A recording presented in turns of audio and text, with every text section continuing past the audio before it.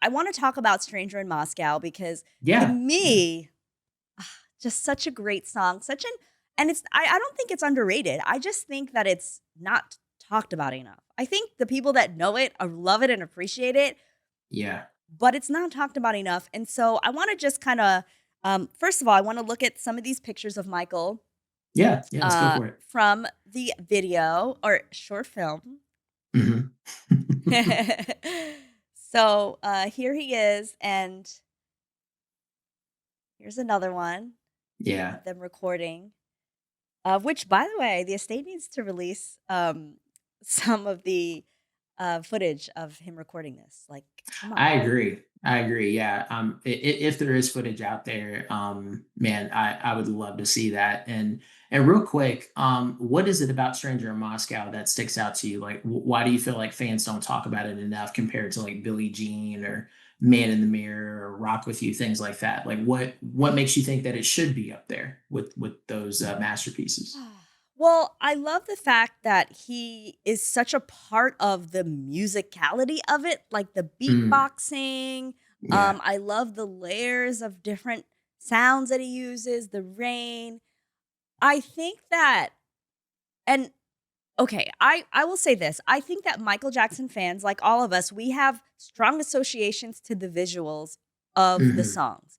And I don't know, I mean, I like the music video, the short film, but it's not something that I'm like, "Oh, let me go turn on Stranger in Moscow short film," very much. Right. And so and Right. then the other visual that we have is the history tour where it's more like, just the robot and the very smooth dancing, but it's not anything that is as impactful as like a Smooth Criminal or a Thriller, and it's not I don't think it's meant to be. I think it's the Right. meaning is more so in, like, the lyrics and, like, the emotion that he's trying to convey, but that's Mhm. why I think, like, that people don't talk about it much.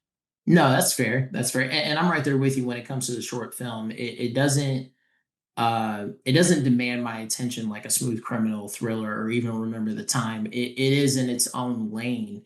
And like you said, I think it is by design, is that Michael wanted to paint a different picture. It's as vivid. I mean, like you can see the care and thought that's put into it, but it is very different. It's not meant to entertain you. It's meant to make you feel something more so than anything. Absolutely. And then when it comes to how the song was made, I'm gonna geek out for a second. Um, that song, I remember it was such an aha moment to me. So I grew up playing Sega Genesis, so like Sonic the Hedgehog to this day, still a huge Sonic fan.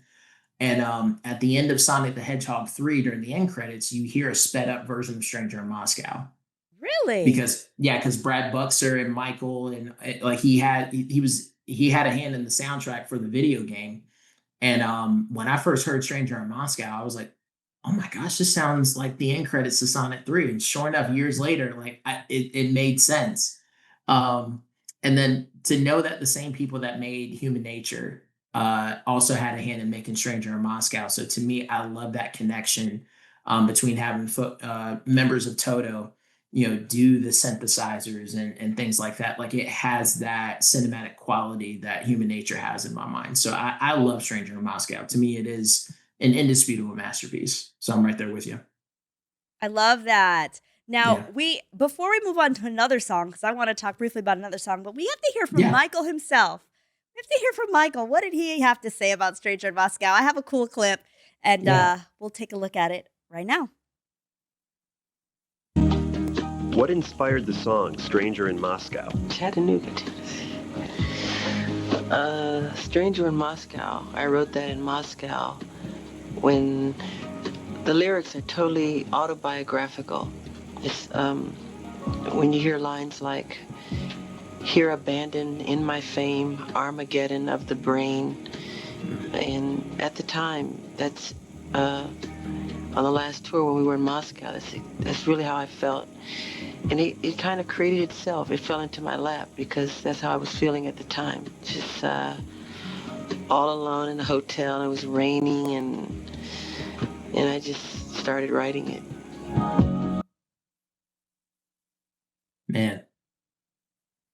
It's like your heart breaks for him, but then you still see the genius, and for him to take that emotion and then express it in a way that all of us can understand to a degree. Like we weren't on the level of fame that Michael was, but every one of us knows what it feels like to be lonely.